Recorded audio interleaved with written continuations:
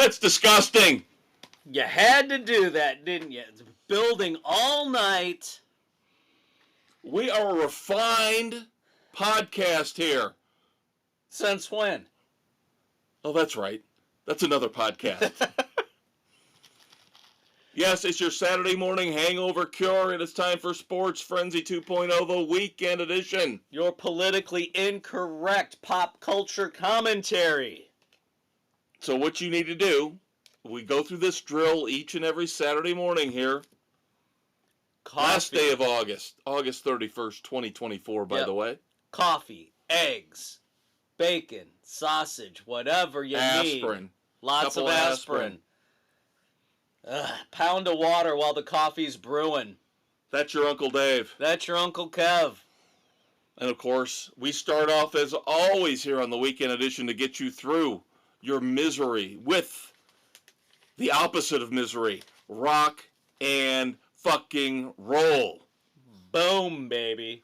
And despite the fact we've had some bumps in the road here over the last month, and we've got some more coming up.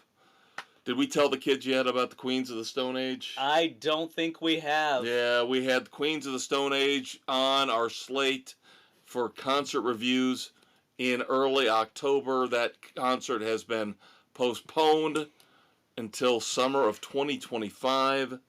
Josh Homme had a medical issue, had to fly back from Europe, and it looks like the recovery has taken longer than he expected. So that one is now off the slate, as well as the devious bastards at Plymouth Speedway, of course, canceling Night Ranger and Jackal. Ha ha! We fucked you, didn't we? We got Jackal coming up on Black Friday in November. We've got Night Ranger and Elkhart in December. We win. We will overcome.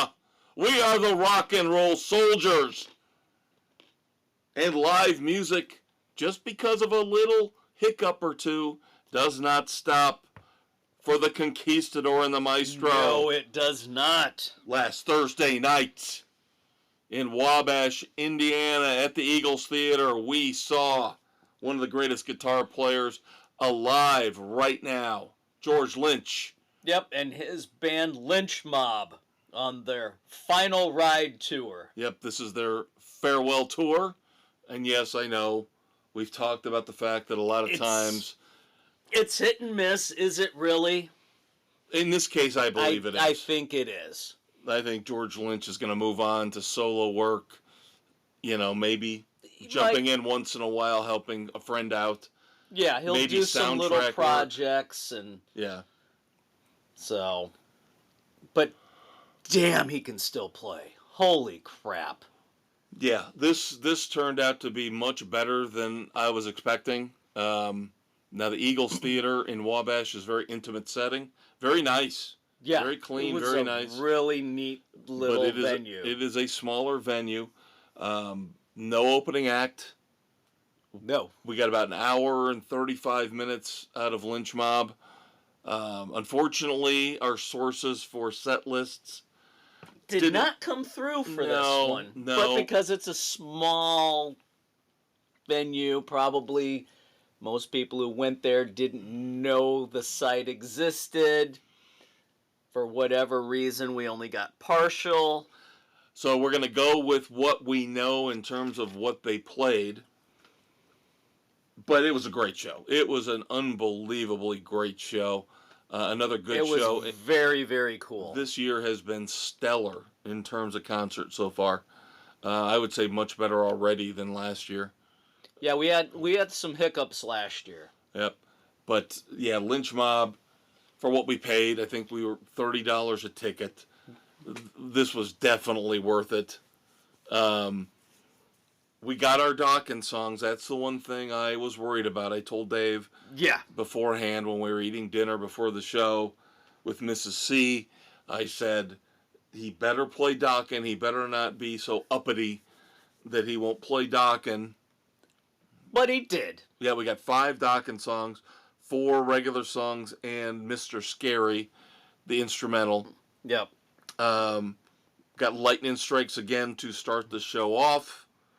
And then, of course, down the road, we got When Heaven Comes Down. Love that song. That was so good. Paris is Burning. And then towards the end, It's Not Love. That was the crowd pleaser. That was the one that got everybody got into. Going. Yep. And then I'm not trying to rip on Lynch Mob. But please, outside of the few diehards that are out there, who knows their entire catalog? Not very many people do. So that's why we are having a hard time piecing together the set list here, is because while we know some of their songs, we don't know all of them and weren't able to pull together what we heard. Right. Now, of course, the two songs that we all knew were coming, one came early with River of Love, and then, of course, they closed out the set with Wicked Sensation. Now, Dave and I, of course, reviewed Babylon, the last studio album. Yeah. So we knew when they played Time After Time, we knew that one. Yeah, that was probably about... Those three were the ones that we knew for sure. Right.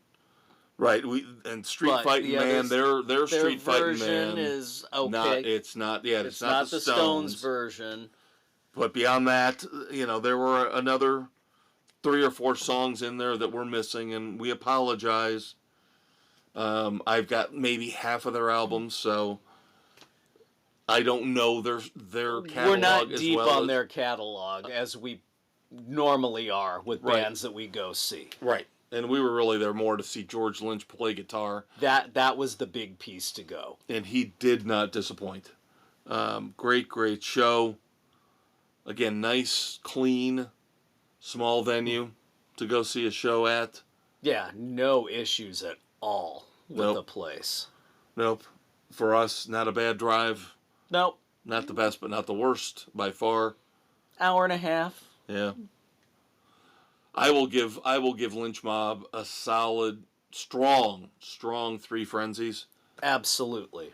Very, very good show. Again, like I said, yes, I'm biased because of last year, the whole mess with the lawn seats and all of that. And some of the openers. Kind of sucked a lot of the fun out of it.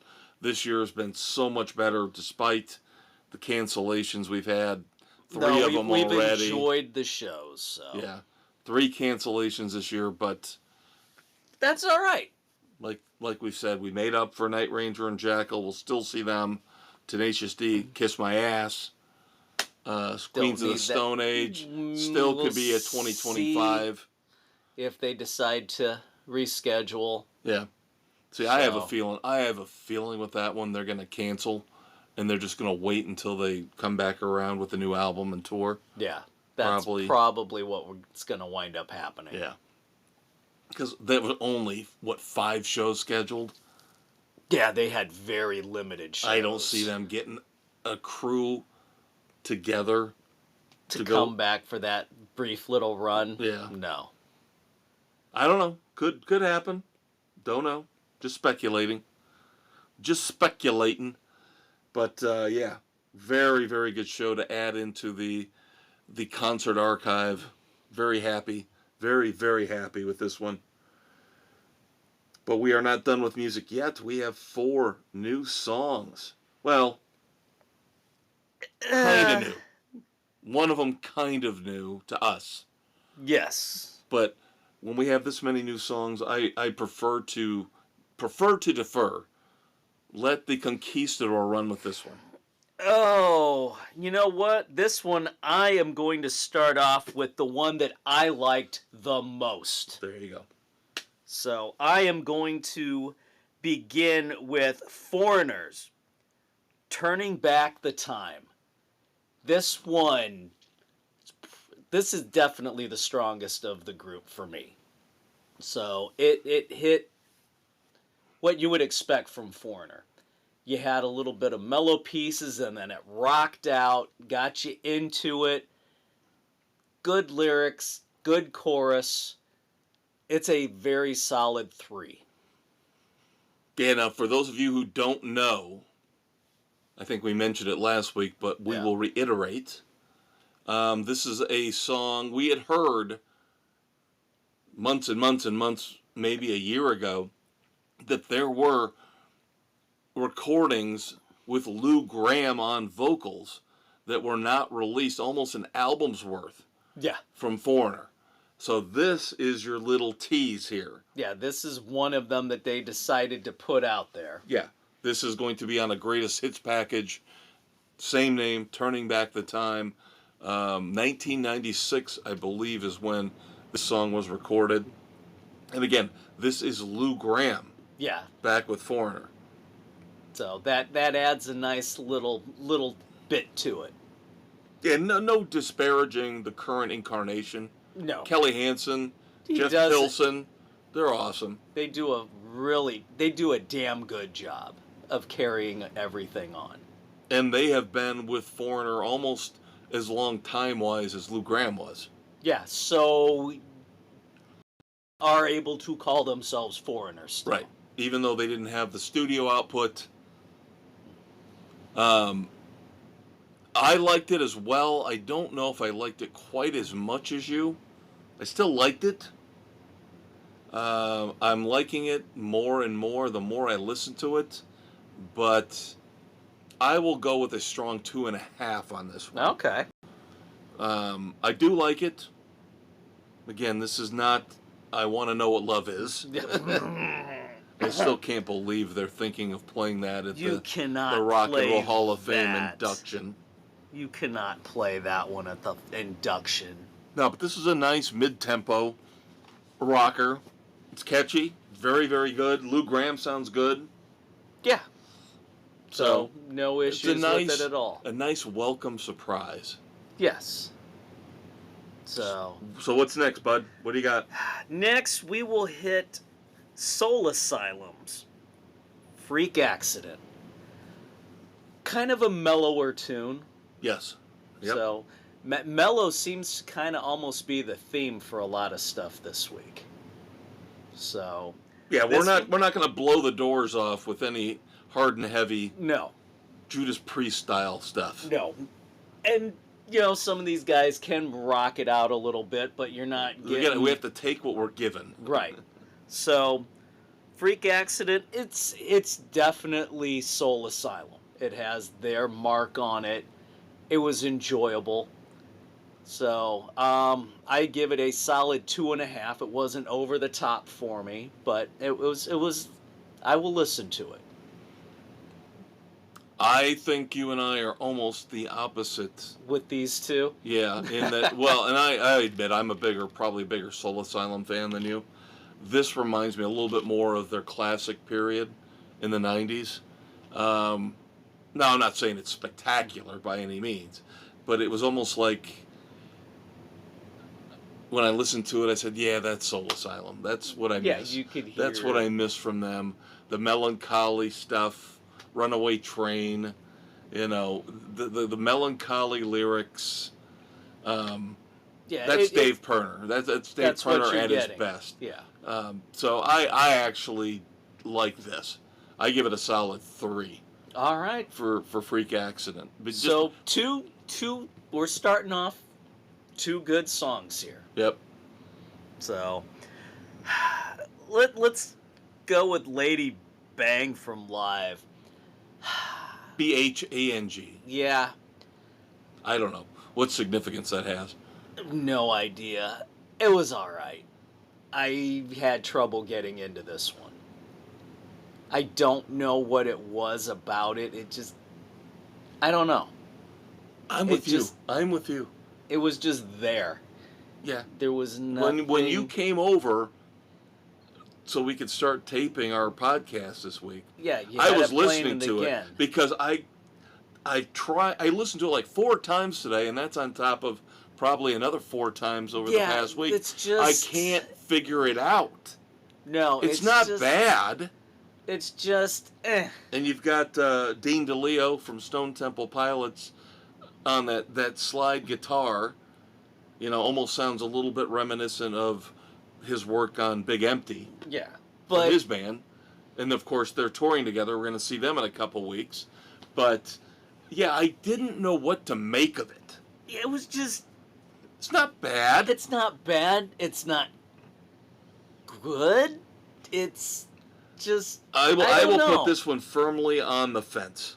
I will give this a 2.5, which means It has I don't know I- what to do with it. That's the only place I can put it. I just don't know. 2.5 is that high wire act. Don't know if I can go weak 2.5. It's see, not that's a not solid a recommendation, 2.5. and that's a recommendation. It's a 2.5. It's not a weak. It's not a solid. It's just kind of there. Yeah, that's you and I are simpatico on that one. Yeah, it was. I almost, can't get a feel for it, no matter how much I listen to it. and I'm kind of disappointed in that regard. So it. Well, I've seen live in concert before. I've listened to their albums. I like them, but I was never a big fan. Yeah, they're one that I would like to see. Right, because which I've we're never going gotten to. a chance, so that's Right. why we're gonna hit that one. So yeah, I can't say any more. Yeah, I know that sounds like both of us are copping out on this, kids, but It's just got a weird sound to it.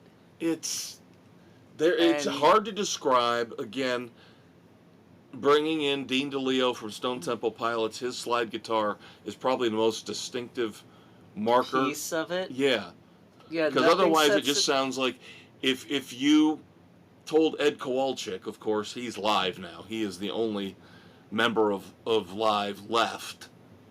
Alive. No, they're not dead. They're not dead. No, but he's basically, it's like Dave Pirner in Soul Asylum. Yeah, he is. He's the front man. He's the main songwriter. He is the guy who guides the band now. And if guys quit, he brings in new guys. Still calls it live. Just rolls. Yeah.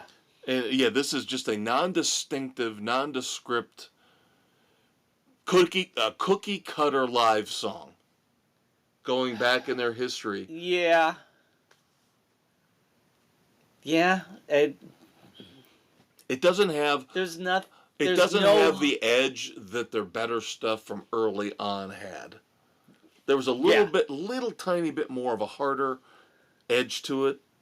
where they were trying new like Lakini's things Juice had a little bit sharper, harder guitar. I'm not, of course, this song doesn't have that feel to it. This is a very, very difficult review for me because I don't want to cop out, but at the same time, we have to because it's indescribable. Yeah, it's an enigma wrapped in a riddle, covered in a mystery. Yeah, it is. It's a solid live song, but it's not spectacular and it's not bad. Yeah, I'm sorry, we can't do any better than that. It just didn't distinguish itself in any way.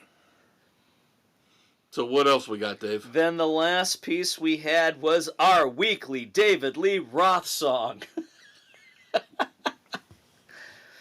Mississippi Power. Now this is a very, very rare track from the Your Filthy Little Mouth sessions. It is not on the original release. No. So that's why this is kind of new for Dave and I. And it's kind of nice because we get away from the cover songs he's been doing. So, yes, we're going back. This is kind of like Foreigner. Right, where you're going back in time to something recorded earlier, but never really got the light of day. Yeah, exactly. And about the same time period, too. Mid to late 90s. So you can tell David Lee Roth's vocals are a little bit stronger. His song is a little bit more rockin', a little bit harder. But still, it's bluesy, of course. Yeah. It's called Mississippi Power. You would think it's going to have that little blues tint. I liked it. I really did. I enjoyed it. It was good. Yeah. I don't know that I can go more than a solid 2.5. I go week 3. I go week 3. Yeah. But the good news is... But it was good. Yeah. It was enjoyable. We recommend it. Yep. And the good news is, I do not have a David Lee Roth song for you, even though he put out a new video. But he did a new video for a song, an old song, that he's already released. Great song. But we're not going to review something that's already been released. So No, we can't do it. He's got a video out for the song Black Sand off of the DLR Band album, which is, that's good. The last great album he ever put out. Yeah. And Black Sand is one of those, if you remember Damn Good from Skyscraper. Oh Yes. my God. Where he gets contemplative and actually wistful and dials things down and does a lot more acoustic. Yeah, Great song. Where he doesn't try to be Diamond Dave. Right. Yeah, Black Sand, fantastic song. We're not going to review it. It's already out there. I recommend it, though, if you guys want to go out and listen to it. Brand new video is out.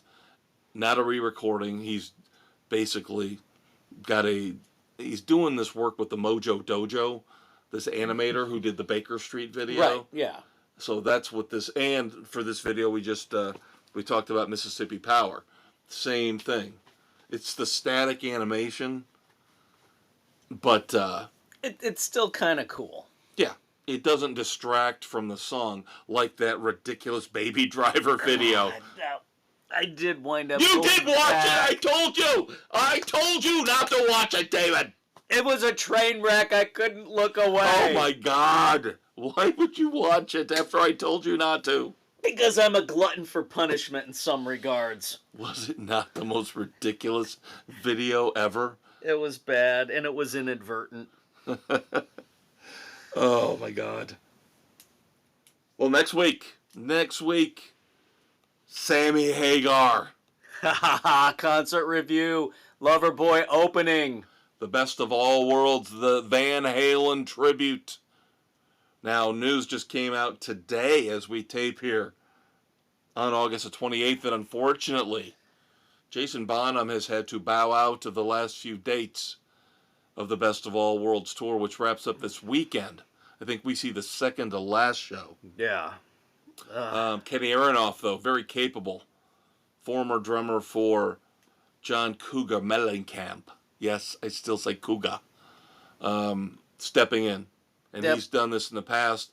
When Chad Smith had to drop out in Chickenfoot, Kenny Aronoff jumped in. So he's played with these guys before. I just don't know how familiar he is with the Van Halen stuff. Yep, I'm sure he's up to speed. He's a professional.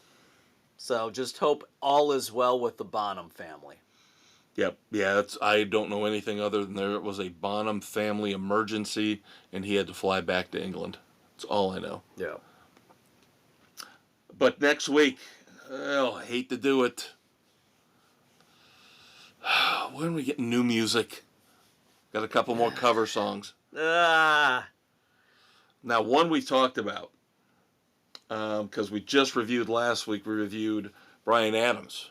Right. Rock and Roll Hell. War Machine is out now. Uh-huh. Bryan Adams' version of a song he co-wrote for Kiss. You better watch out, because I'm a war machine. I'm very interested to see what he does with this. Now, the video's out, too.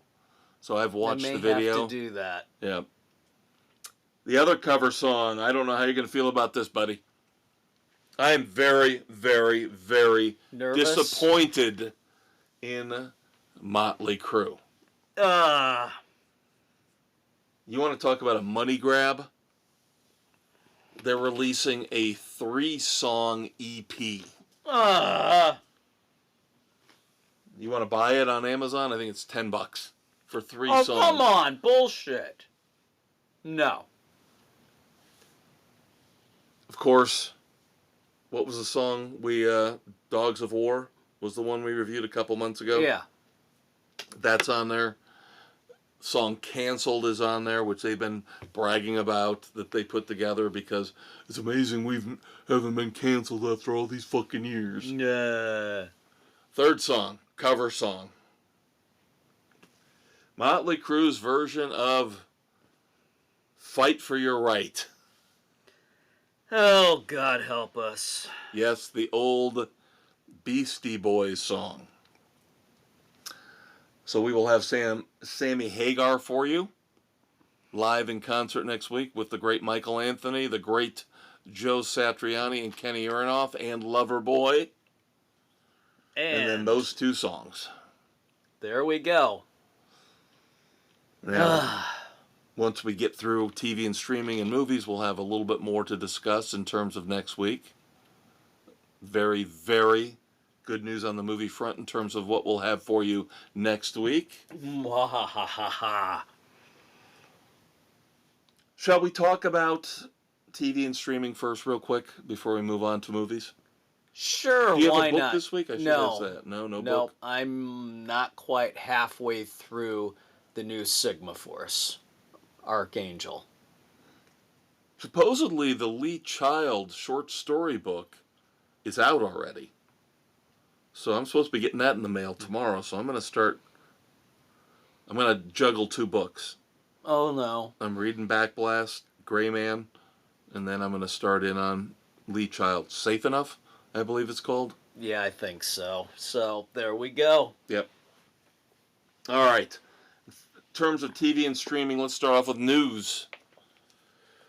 Now, if it wasn't for the fact that we have a very, very highly anticipated movie we're going to review for next week, I might suggest this for 2 weeks. Because it hits Max. It's on Max right now as you're listening, kids. August the 30th. The Watchers debuts on Max. Of course, this is the movie, the creepy movie with... it's got M. Shyamalan's daughter. Oh, M. Night Shyamalan's daughter. This is her first project. Her first foray. Yeah. So I think, what is it? Dakota Fanning stars in it. Yeah. About the house in the middle of these creepy woods, and you can't look at these people through the mirror, and you can't go out. So. Yeah, weird, creepy crap. Yeah. So, stuff that we like. We'll see how well it's done. Yep. Hopefully an hour and a half. Hopefully it's only going to be an hour and a half of our life that we have to give away for this. And hopefully it will feel like an hour and a half and not 3 hours. Of course, we just reviewed last week Eruption. Michael Crichton did all the work, and James Patterson came in to whore himself out and take all the credit. And made everything generic. Well, Michael Crichton's estate, of course, his widow now runs that, has filed a lawsuit. Very interesting, intriguing lawsuit. Of course, Michael Crichton, you people, if you don't understand, the man did almost everything that was popular for about 20 years. From Jurassic Park to Twister, to even stuff before, from the early 70s. Andromeda Strain. But a lot of people don't remember he was also the man behind ER. Yes. Well, supposedly, there were discussions going on for approximately a year where they were talking about relaunching ER. Having a sequel to ER starring... I never watched ER, so you're going to have to bear with me here. Noah Wiley, I know, was in it. Yep. And he was George Clooney, Eric LaSalle. Right. They were going to bring back Noah Wiley's character as the focal point of this ER sequel, reboot, whatever it was. Well, they went over it for a year. They decided they weren't going to do it. And then, lo and behold, they announced a show called The Pit coming to Max. The Pit being Pittsburgh. Okay. It has basically everything in it that they discussed in terms of the ER sequel. Instead, the only things they changed, they moved it to Pittsburgh, hence The Pit, and Noah Wiley's character name was changed. And otherwise...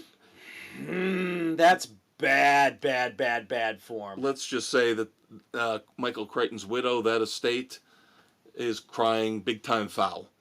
As they should, because that's freaking ridiculous. Saying that we worked on this for a year. You guys said you weren't going forward with the ER sequel. And now you're pulling this bullshit? Yeah. So we'll see where this goes. then finally, I will discuss my one partial review. Everybody thought Yellowstone was going to die a quiet death after the upcoming second part of season 5. Not so, my friends. Not so. Does this shock me? No. No. No, once I think they got over the body blow of Kevin Costner not wanting to participate anymore, they realized, well, you know what? We got a lot of other pretty good characters here. Why not just keep going with them? Yeah. So season 6 is in negotiations. Yeah, which means it's not going to film for at least 2 more years. No, see, I don't believe that, because with Costner not involved anymore, they might actually be able to get shit done. I think he held up a lot of what's going on right now. So season 6 it would focus on Beth Dutton and Rip. Of course, that is Kelly Riley and her magnificent boobs, and Cole Hauser, who are arguably the 2 best characters outside of Kevin Costner. Yeah. So it would not shock me at all if they made this decision to move forward with these characters at all. We shall see. So next week, I will have a review of That 90s Show. Woohoo! Part 3, as they're calling it, which I still think is Season 2, Part 2. I am halfway through. I can report very positively and profoundly that it's still very funny and very good. That's what we like to hear. Might actually be funnier, a little bit funnier than the first part of Season 2. I will say one thing, not spoiling anything, but by now everybody knows that they've seen the previews, they've seen the trailers. Very, very disappointed. Very disappointed in Kevin Smith and Jason Mewes. Very disappointed. That sucks. Yeah. Very disappointed in what they've done with them so far. They are probably the least funny part of the entire show. Oh, come on. Yeah. I hate to say it. That's bad. But everything else, the cast is awesome. The young actors, actresses, funnier than hell. Love them all, even the gay one. And, of course, Red is Red and Kitty is Kitty. So there you go. Yes. There is a great episode, I think it's episode 4, where Red... I don't want to spoil it for Dave. Don't spoil I don't want it, but Red has his shining moment, let's put it that way. He finds something to do that he was always meant to do.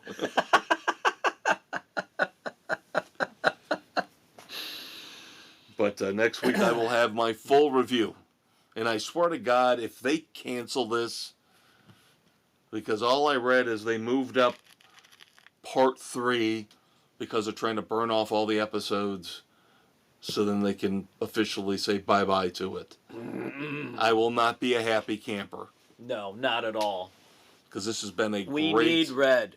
This has been great. This has been very, very, very funny. And they brought back Laura Prepon, Donna, to actually direct some episodes. Oh, that's cool. So... But we shall see what happens, of course, in this world that sucks. Because everybody needs more Red Foreman in their lives, damn it. Yes, in this world that sucks so hard, I can just see them doing everything they can to dash my future hopes and dreams when it comes to this. Because it's literally so incredibly hard for me to find a show that makes me laugh. Comedies are so hard to find anymore. Whether it's movies, whether it's TV shows. Yeah, because everything is so blah. You can't be edgy. You can't be edgy. You can't do anything that would offend people, the woke crowd, the alphabet mafia. Sorry, it's the offensive stuff that's hysterical. All right. A little bit of pop culture news, kind of sad, before we move on to our movie review of the week. J. Littleton Ballpark in Ontario, California, over the past week. Badly Damaged by Fire.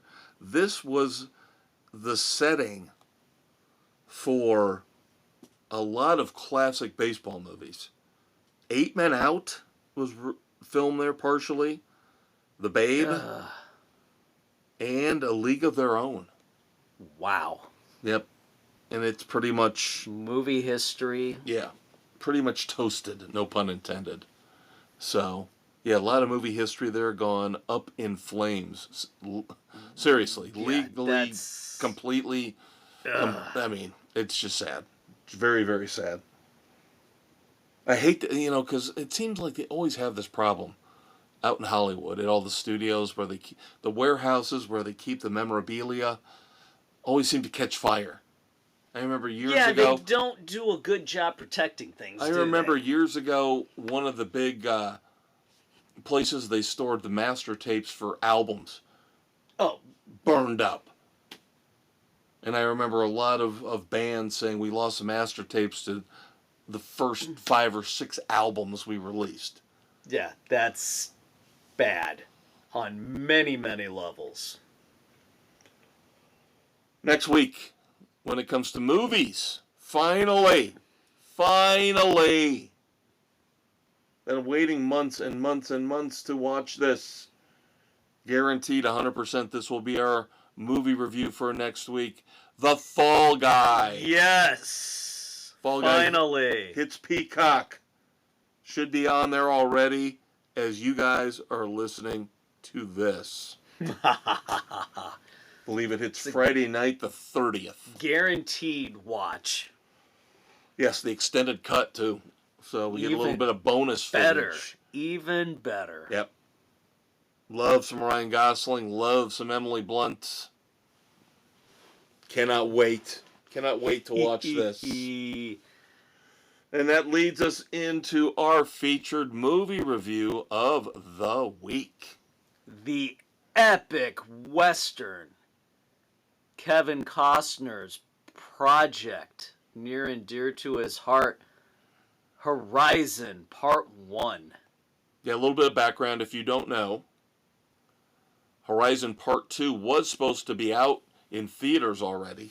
Yes. This August. But because Part 1 did not fare well in the theaters, they canceled the theater release of Part 2. So we're expecting at some time in the future they're going to release it on Max, is my understanding. Because they did not, again, as Dave said, do well with the theatrical release of Part 1. But again, it's 3-hour epics are hard to have in the theaters anymore. This would have been a better project if you could climb into the DeLorean and travel back to 1979. Yes. This would have been better suited for the miniseries era of Roots and Shogun, the original Shogun. Yeah. This is not a good project for the theater right now in this day and age. Yeah, because everybody's so ADHD and nobody has any attention span anymore. No, and I'm not saying this as an insult to you or I, but watching Horizon Part 1 was like reading a book. And that's not what a movie is supposed to be. There's a lot of slow build-up. There are a lot of different storylines going on. And you're not going to get anything close to a payoff. No, this is no resolution to this. This is the long game. And that was the problem I had with it, is that as a movie, it fails miserably. But in another format, like I said, a miniseries on TV or a book. Or if you were doing not even just a miniseries, just a series period for a season. Right. Yeah. It does not work in this format. And I'm not going to rip into Kevin Costner or disparage him for being ambitious if this was what he wanted to do, if this was his dream, then kudos to him. I mean, it's well done. We've heard this with Francis Ford Coppola has finally got to make Megalopolis for whatever that's going to end up being. Yeah. But that was his passion project. He's been working on that for years and years and decades. The problem I have with Horizon, and we got plenty of time, so we can talk about this, because this is going to end up being the shortest weekend edition ever. Now, again, doesn't bother me that, because I know if I want to, I can watch part 2 and part 3, if they make part 3 and part 4. And again, that's a little bit of more background for you, is that part 2 is done, part 3 and part 4 are not done yet. Kevin Costner has sunk a lot of his own money into this. And we don't know, are we going to get 3 and 4? And that's something that's very troubling to me. Yeah, because we don't want a left or right situation. We don't want to be left hanging with the story. We want it to be seen in its entirety. We need the closure of how this is all moving forward and wrapping up. I'm definitely worried about that. I'm definitely worried about getting closure on this. Yeah, there's so damn much going on. If part 2's already done, you know there's no closure at the end of part 2 because he planned on 2 more parts. And they're not even filming 3 and 4, right? So because there's no money there. Yeah. Beyond that, I think I can already tell you like this a lot more than I did. I had a lot of issues with this. There were multiple threads, multiple storylines, which is fine. But I honestly couldn't tell you I gave much of a rat's ass about any of them. I will agree with you on that. There's no character at all that stood out. You expected Costner's character to be, and he ends up kind of being a very hesitant, milquetoast. Yeah. He's not the epic gunslinger like you would expect from a Clint Eastwood, back in the day, or even Kevin Costner has played in the past. Yeah. No, he plays his character as a very hesitant hero. Yeah, he's just somebody who's trying to get through life. Right. Right. He's not gonna get pushed around, but he's not gonna go out of his way. And there is a pivotal scene. This is where the movie turns to me. There's a very pivotal scene almost halfway through, a little over halfway through, where he is confronted by a scuzzball, one of the bad guys in this particular storyline. And instead of where he really needed to make his character more of a badass, and basically turn to this guy and say, listen to me, you little fucktard. You don't leave me alone, I'm going to plant one between your eyes. Yeah. But instead he plays, I'm going to do my thing. I'm tired of talking to, you offer the whiskey, I'll drink the whiskey. Clint Eastwood would have knocked that shit out of his hand. He would have taken the bottle and broken it over the guy's head. You needed this in this movie, because there is no, beyond Kevin Costner, you're waiting for his character to be the focal point. Yeah, and he's not. No. He's a reluctant hero. And like you said, he just basically wants to be left alone. But beyond that, you really don't have a feel for who he is, where he's come from. You don't have a strong character anywhere. No, because then you've got... Well, Horizon is the focus. Horizon is a community that they're trying to establish out west. And we keep seeing... It's cursed, basically. To me, it comes off as cursed. Because anybody who tries to settle on this little patch of land by this river gets slaughtered by either the Indians or they just can't make it work. And so we've got a group of people in one storyline who tried. Most of them were massacred by the Indians. They are brought into a fort nearby. Well, some of them. Right. Right. They're given the option. Yeah. Either come with us or go off on your own. If you stay here, you're going to die. And then you've got a bunch of people in a wagon train who are coming in to try to make it work again. Yeah. For the third time. And you thought maybe you might have had a strong character leading the wagon train. No. But Luke Wilson? You would have thought the character maybe, but Luke Wilson winds up being wishy-washy. Again, you're right. He has another pivotal moment. The pivotal moment, he wussed out on what needed to be done. Yep. And the guys who he was confronting are laughing at him. Yeah. Basically behind his back because he did not take a strong enough stance in the situation he was put in. And that's the thing. I don't think there is, like you said, there is not a strong character in this. Anybody you can connect yourself to and say, that's the hero. That's the person who's inspirational.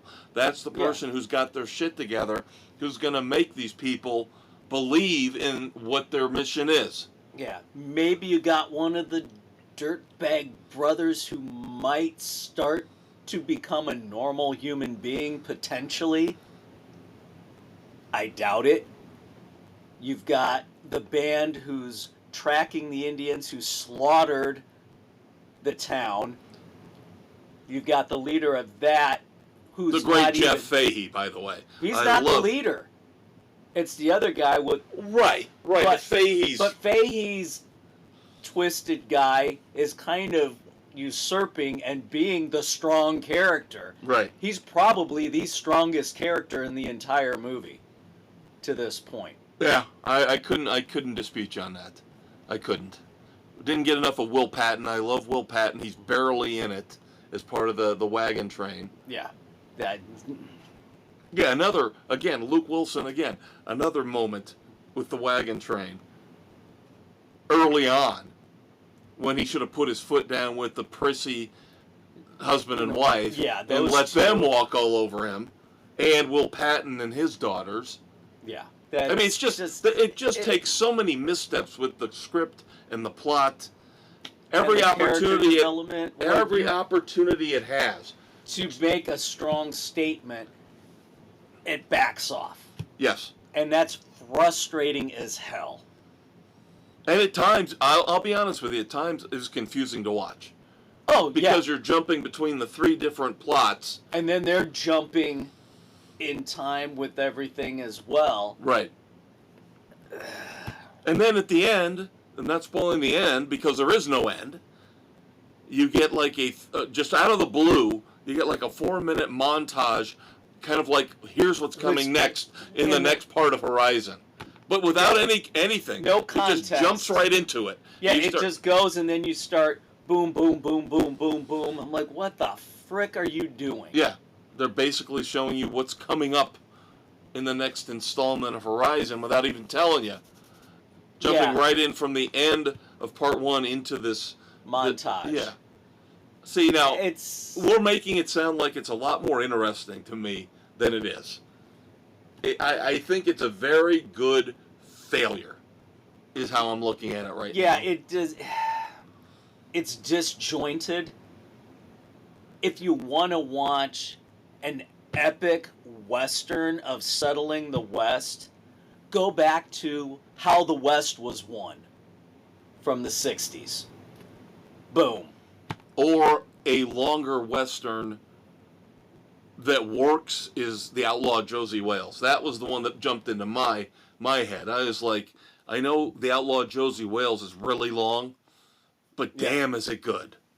And even if you want to go Costner epic, Dances with Wolves is pretty damn good. Yes. Yeah, I never had a problem with that movie. Now, I haven't watched it in a long time, but I did watch it and I thought it was very good. This just... It's frustrating. It's a letdown. It's frustrating. We expected so much more because Costner is a Western guy. Yes. Silverado, Wyatt Earp, Open Range. Dances with Wolves. Right. Yellowstone. It falls flat.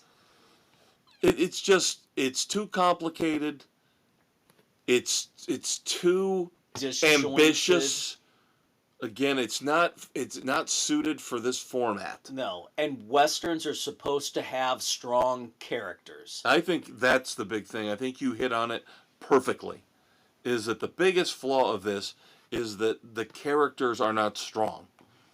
They're either thinly sketched out or it's vague in terms of are they good, are they bad? Not in a good way. Yeah. Sometimes you can have a character who's ambiguous and it leaves you, ooh, is that person going to stab him in the back or is it going to save the day at the end? Yeah. You just don't care. You don't care about the characters. Even Costner's character. I'm don't care. He's not that big of a hero. He's not somebody I would follow into a fight. That's the thing. Considering all the fights between the Indians and the gunfights and the tension at the trading outpost, there's a big scene, and I'm like, I couldn't even figure that out. That was a muddled mess. Yeah, that was. Who's on whose side? Fahey all of a sudden turns into an evil bastard. And I know they're hunting Indians, but his ambiguous morality about we don't have to just hunt the Indians that destroyed Horizon. Let's just get them all. Yeah, there's so many others. I'm like, I hate to do this because it is such an ambitious project, and I do not like to piss on ambition. But I can't give it better than a 1.5. It was just so disappointing to me. Because I spent 3 hours watching this, and I didn't get any resolution, and I didn't like any of the characters. You know? I vaguely care about what's some of the plot lines that are dangling out there. 1 or 2. But that's there are 5 or 6 or 7 different storylines that are left hanging, and I maybe cared about 1 or 2. Maybe. And even the great Michael Rooker's character. And he got a lot more screen time than I thought he would. I liked the way he played the character, but again, there wasn't a lot there. No, he's kind of like the moral center of the movie, especially in that storyline. Yeah. Involving the fort and the survivors of the Horizon massacre. The Horizon massacre. Rooker's probably... But if you look at it, he's probably the strongest character, but even that isn't fully developed. No. There's not time to. I know. There's 3 hours. You got a 3-hour movie, and there's not enough time to develop all these characters. And that's another flaw with it, is that you've got dozens of characters. It's like it was written by Ricochet Rabbit because it's here, there, and everywhere at once. Yeah. So what are you giving it? Like I said, I can't give it more than a strong 1.5. I have to agree with you. As much as I wanted to like this and enjoy it, I couldn't. And it felt longer than 3 hours because it moved at a slow pace and you're trying to figure out what's going on with the characters and they're just nobody likable. And let me ask you this. We just told everybody, again, it's not a spoiler, but we told everybody that they show 3 or 4 minutes of a pseudo trailer for the next installment, which I'm sure we're going to see at one point. Did you see anything in there that made you want to watch it to at least see? It was so damn disjointed. I didn't know. Again. Are we seeing, is this all going to be in part 2? Are we seeing things that they might put into 3 or 4? How far, what are they going to do? Right. And and again, the montages were all over the damn place. You don't know what the hell to expect. Yeah. It was badly executed. Yeah, again, there's too much going on for a movie. Now, if you wanted... That's not going to end. Right. If you were doing this, part 1 should have focused on half the stories to get you to a point. And then part 2, the other half of the stories. And then 3 and 4, merge them into your conclusion. So you get more development out of the characters. Yeah. See, this is one of those situations where we do this more on the sports edition every Thursday Where we morning. have to fix everybody's problems. Yeah, I think you and I should take over, and we should do the sports frenzy cut of Horizon. And I think we could, because number one, what I would have done is I would have given a little bit more foreboding to Horizon, because all they do every 10 minutes, somebody's staring at that fucking scrap of paper, the pamphlet that says Horizon for come here for a new life or whatever. And why did they run the printing of it halfway through the movie? It should have started with the printing press going. That would have been, yeah, I like that. That would have been the way to start it. Yes, and then it goes to what they were doing. I would have liked a little bit more of a, I don't want to say supernatural, but a little bit more of a doom and gloom. I wanted more. Being cast why did they over decide that plot of land? Why did they it's decide obviously on that? Cursed. Yeah, it's obviously cursed. Why did they decide on that plot of land? Yeah, just willy-nilly. I mean, why? Yeah, never an explanation. I mean, there's just because it's next to a river. I know back in the Old West that was a big deal. Yeah, but still, come on. There was so much left on the table and unexplained. Yeah. No, I think we could have done a much better job. Sorry, Kevin Costner. A much better job. We would have saved you some money. We would have figured this out. Gotten you more money at the box office. Right now, I know you're not gonna be bankrupt or destitute, but you didn't do yourself any favors. No, frustrating. Yep. That's the word to describe this. Frustrating. Yep, because Dave and I are always looking for the resuscitation of the Western. We want the Western to come back. And this is not going to help. No. This is not going to help the cause at all. Now, the one good thing it might do is it might snuff out any of those stupid-ass rumors about redoing A Fistful of Dollars. Oh, my God, please. Don't touch it! Don't touch it alone. But I still believe everybody loves a good Western because it's distilled it's a good Western, distilled down into the basic good versus evil. Yes. That's the epitome. Survival. The innocence and the evil, the dichotomy of the Old West. Yep. You didn't have phones, you didn't have all the technology. Evil driving out the innocence and good triumphing to redeem everything. So we shall see if we see Horizon Part 2 in 2024. I don't know. I'll watch it because I'm a sucker. Yeah, I know. I probably will too. Just to see, do they do anything with the characters? Does it get better? Yep. Yes, I know it has not been the most optimistic episode of the weekend edition. But you know what? That happens from time to time. Yep. The sooner you realize life's full of disappointments, the better you'll be able to cope.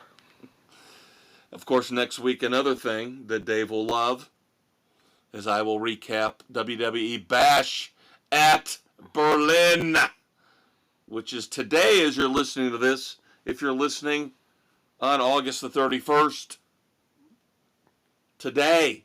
Now, I don't know what time, because anytime they do these overseas premium live events, the time gets a little messed up. So it's probably mid-afternoon. I don't know. Hopefully not going to interfere with me watching my Miami Hurricanes. We shall see. But we have one moment of silence, And that, of course, is in the world of wrestling. Sid Eudy passed away. You would know him better as Sid Vicious, Sid Justice, Psycho Sid. Very prominent figure in WCW and the WWF back in the day. Back in the day.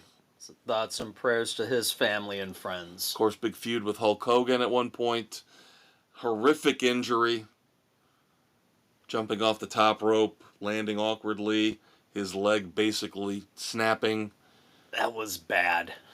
Yep, and the bone sticking out. So, yes, another legendary wrestler that we have lost. Thoughts and prayers to the family of Sid Eudy. And now it's time, as we have to do the pivot. I'm taking it easy on you this week, Dave. Got 2, 3, 5. Well, I have to have a minimum of 3. That's the only way we can make this work. That's true. So we've got 3. 3 contenders for the Pop Culture Weekend Edition. Red Foreman Dumbasses of the Week. All right. Who's the leader? Now, I'll give you the one you know about, because we talked about this going to the concert last Thursday. We all know Hollywood has no new ideas. They all think their shit doesn't stink. They all think they have degrees, master's degrees, advanced degrees in political science, and deserve to tell everybody in flyover country, that's us! How to think, how to feel, how to vote. They are wrong. But it's stuff like this that makes me wonder if they're really not, honestly, the dumbest people in the world. Is there anybody out there, and I know I shouldn't say this because I know I've said in the past, every movie, every album, somewhere somebody calls it their favorite. Okay? I believe that. I firmly believe that. Yeah. Even the worst piece of garbage ever, somebody thinks it's their favorite movie. Right. But I would venture to say that very, very, very few people on the face of the planet think that Anaconda was a great movie. Anaconda was bad. But it bad. made enough money where they made a sequel to it. Multiple sequels. And of course, J-Lo. What marriage was she on back then? I don't remember. Is that 2 or 3? Who knows? Oh my God! J-Lo, somebody was joking. Ice Cube, John Voight. I think somebody was joking, and I'm paraphrasing here, but it was a great joke. It was a sports joke. Thank God Tom Brady went to Tampa and got his 7th ring. So now he's beaten J-Lo by 1.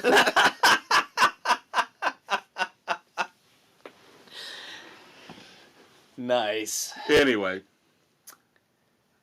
Hollywood is going to revisit Anaconda. There's no reason for it. And maybe you would go, well, maybe they make it darker, they make it scarier, they've got better special effects now. No. We're going to make it a comedy. And we're going to cast Jack Black and Paul Rudd in it. So damn dumb. Who would literally go see that? Come on. No. Come on. No. It's just, no. Just a god-awful, stupid idea. And I'll say this. I've never been a big Paul Rudd fan to begin with. He's okay. But Jack Black's starting to piss me off. He's doing some dumb shit. He's turning into David Letterman, a fat David Letterman with the beard. With the stupid beard. Yeah. It does not this work is not for him. Not the same guy from Nacho Libre and School of Rock. It's just not. No, he's going off the deep end. Yeah, and he's another one diving into the politics, of course, with what happened with Tenacious D. Another idiot in Hollywood. And more politics.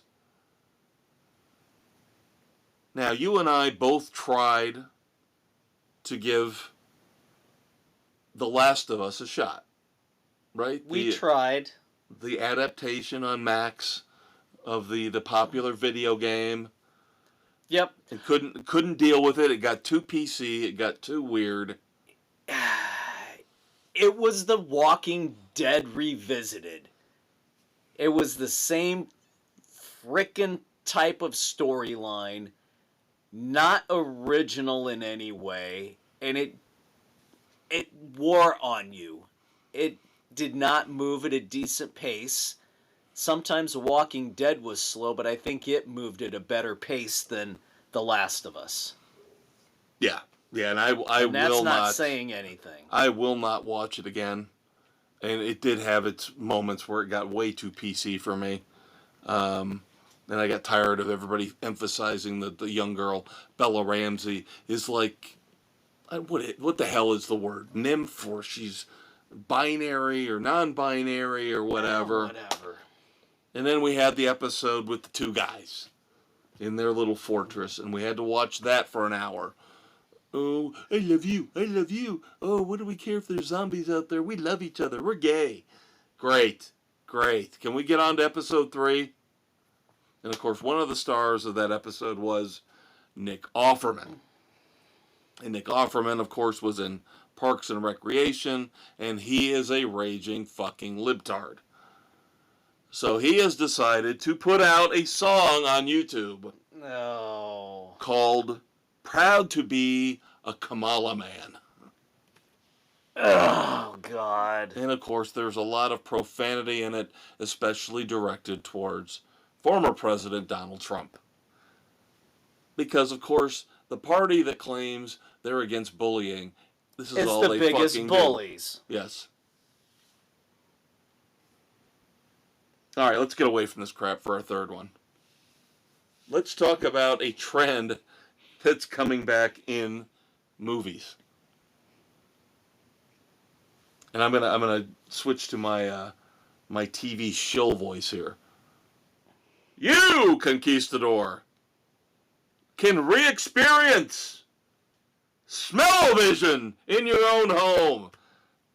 For, yes, the small price to pay of $150, you can buy Movie Scent. On sale in September. It comes with 6 scents.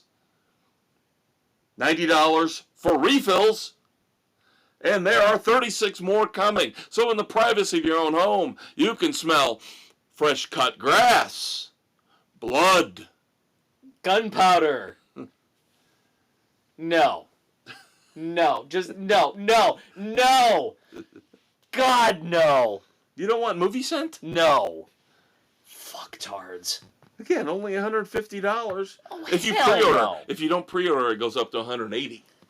I am not getting something that fucking stupid. And it supposedly reads like the movie through the dialogue, and it knows when to send off its smells based on the dialogue in the movies. So what if you're watching an adult film? I don't know what these 36 extra ones coming are. That's what she said. No. Oh my God. You know what's going to be coming next, don't you? They're going to have the surround sound devices to put under your Lazy Boy when you watch Earthquake. Just stop the stupidity. You know, that's got to be the dumbass of the week right there. It's just so the return of smell-o-vision? Yes. It went away for a reason. I can't believe somebody would pay $180 for that. I know. There's dumbasses out there. See, I'm split on the other two just because I'm so tired of the Hollywood libtards, and their bullshit. And their lack of new ideas. I picked Nick Offerman because I'd like to punch him in the face. He has a punchable face. Yeah. Between the bullshit overrated episode from The Last of Us that ruined it for me to this garbage now. Him and De Niro. Let's do a Thunderdome with those two. Throw those two in a Thunderdome, and then whoever's left, I'll take out. There you go. And you guys might not like us talking like this, but Dave said it. These people who claim we care about everybody and we're not bullies are the biggest fucking bullies out there. They will shout you down. They will threaten the politicians they don't like. We're going to come to your restaurant where you're eating with your family and ruin it for you because we don't like the way you think. Sounds a fucking hell of a lot like communism to me. You've got both sides who are trying to tell you how you're supposed to think, what you're supposed to do. We have freedoms in this country that are under attack from everywhere, mostly from the media. Oh, the media is the worst part of it all. And stand up, don't take this shit from these morons. Any of them. Think for yourself. I've always said it. Be educated. Read. Go to the library. Read up on the topics. And then decide who you want to vote for. Don't vote for whoever Taylor Swift is voting for. Don't listen to Bette Midler. Don't vote for a fucking party. Listen to what they're actually wanting to do. Are they doing what's best for you? More than likely they're not. Yeah, for you, for your kids, for your grandkids. Think about that. Don't be told what to do. You have the right to decide. Nobody else can make that for you. And unfortunately, that's being driven in this day and age. Everywhere. You know what's nice? Turn off the phone. Turn off the TV. Just listen to Sports Frenzy, the podcast. Yep, we'll be your bullies. Thursday morning, Saturday morning, we're here for you. That's right. If you want somebody to tell you how to think and feel, we'll do it for you. If not, we'll give you our opinions, and then you can go make your own choice. No, the thing you've got to do is get out there and educate yourself. Be as smart as humanly possible. Don't be one of these idiots on Patrol Live who drive around with a bag of marijuana and an expired license plate. And no driver's license. Just be smart. Be educated. That's the best way to beat the man. To beat the man, you gotta be the man. Woo! Thank you, Mr. Flair. Take you a ride on Space Mountain. I got a $50,000 Rolex on my wrist. No, I don't. It's a $15 Timex. From 1985. Yeah, it's on its like 7th battery. He's the conquistador, Dave Height. He's the maestro, Kevin Crane. We hope you had fun. I guess we kind of stretched this out to the point where maybe this won't be the shortest weekend edition ever, but it's still close. It's close. Hey, look at that. I might actually get to sleep at a decent hour. Oh, see, he does this to me all the time. Guilts me, guilts me, guilts me. That's okay. I'm used to it. 30 years of this bullshit, I'm used to it. Yep, that's what we do. Until next Thursday for the sports edition, or next Saturday for the weekend.